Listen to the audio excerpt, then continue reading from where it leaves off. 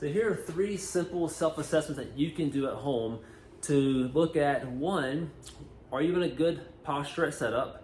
2, what's your upper quarter rotation look like, or more specifically, what's your spine rotation look like?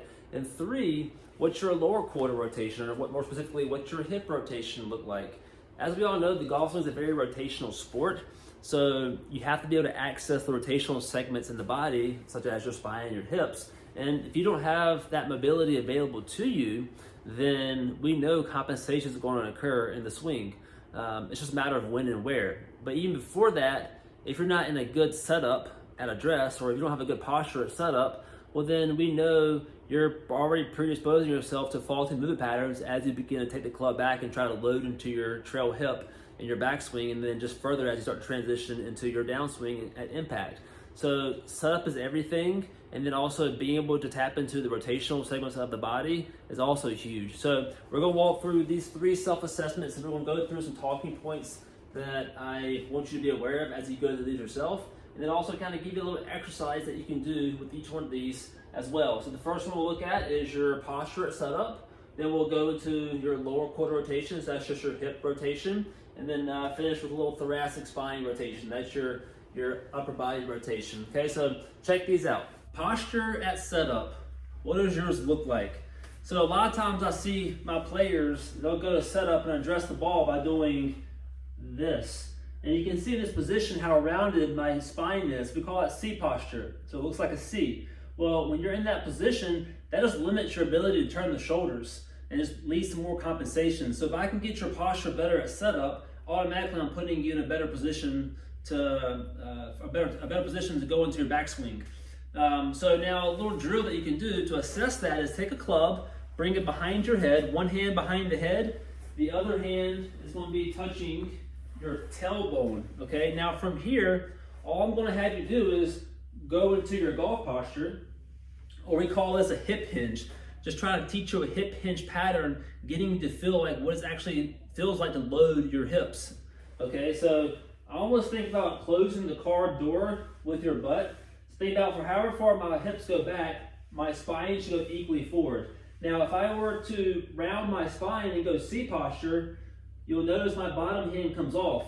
So that's just feedback. That's the whole reason we have this whole reason we have the club back there, just for feedback. So you can feel what it's like to not change your spine angle and just get the movement all through your hips. Now, if I'm in this position here with a hip hinge, well, now I'm much more loaded in my hips, and that's a much more athletic position to swing upon. Well, furthermore, a lot of times I'll see people, so once I teach the hip hinge, they'll basically just sit the butt back, but do nothing with the knees, of the shins, of the ankles.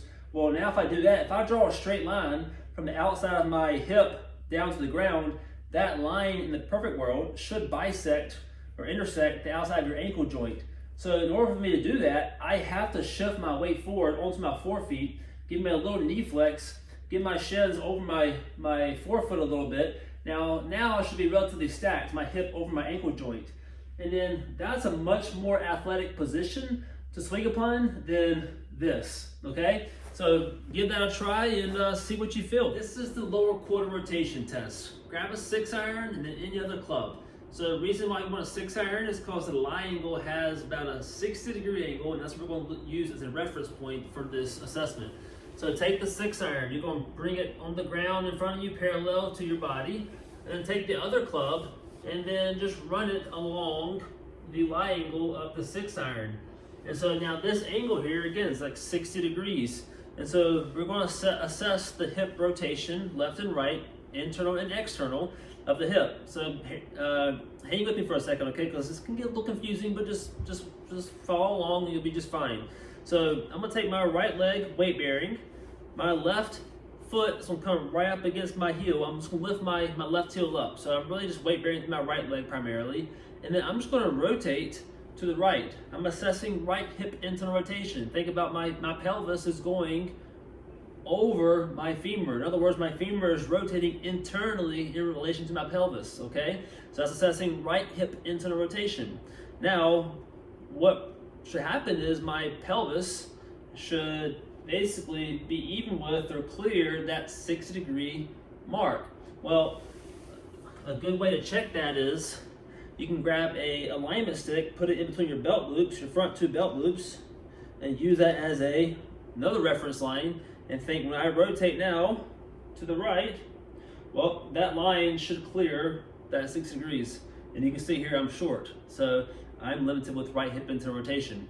Now, just let's keep going to the right here to switch feet. So now I'm going weight bearing on my left foot, lift my right heel, and then now I'm going to rotate to the right. And then here you see I am limited or short of that line. So I'm limited with left hip external rotation, okay? So that's gonna impact my ability to load as much as I can in my backswing. Now to do the other side, just switch it. So turn the club, just realign it from the left side. And then you're gonna do the same exact thing. So now I'm just going to stand on my left foot, right heel's up, going to the left as far as I can. I'm actually a little better here, so that's left hip internal rotation. And now to assess right hip external rotation, just lift my left heel up and then rotate to the left. So I'm a little limited there. So for me, rotation of my hips is a little limited, okay? So that's something I gotta work on. But again, this is just making you aware of where are you limited, okay? So that way you can be more specific in your training.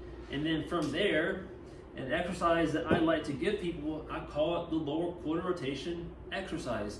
It's literally getting into your setup position, going hands on the hips, and for the right-handed golfer, for me, I'm just going to load into my right hip.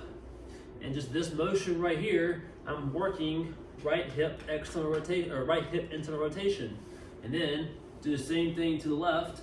Now I'm working left hip internal rotation. And what I'm looking for is just tension in the back of my glutes. So when I load to the right, I should feel tension here.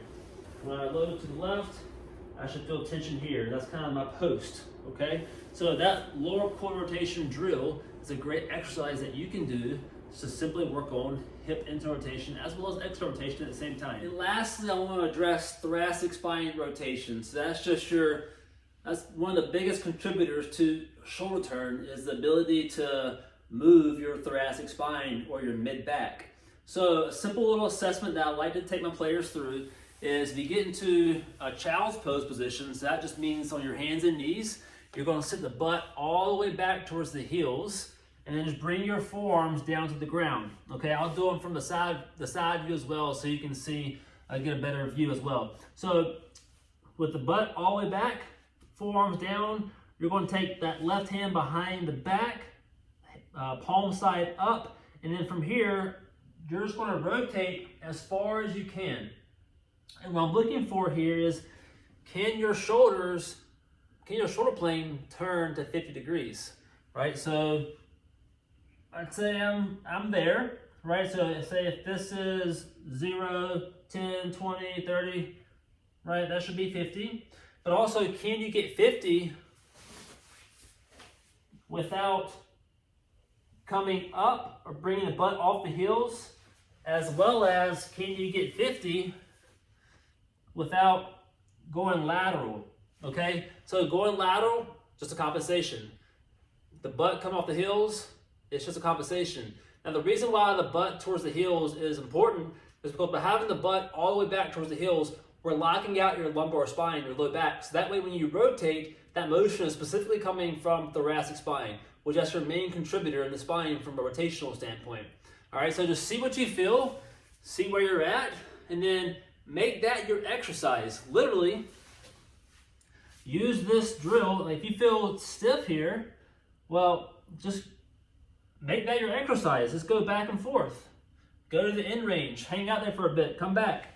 And if you want a little help, I also like taking a band, anchor it to something that's not going to move, and then literally say if I'm trying to improve right thoracic spine rotation, I'm putting my right arm in like a book bag, bring it around my shoulder. I'm going to go back to that same position, right hand behind, palm up, and now I'm just rotating to the right, and then the band is just going to take me further. And now we'll just come back and just redo that back and forth, okay? And then you can do that on both sides. So again, that's to help give you more shoulder turn in your swing.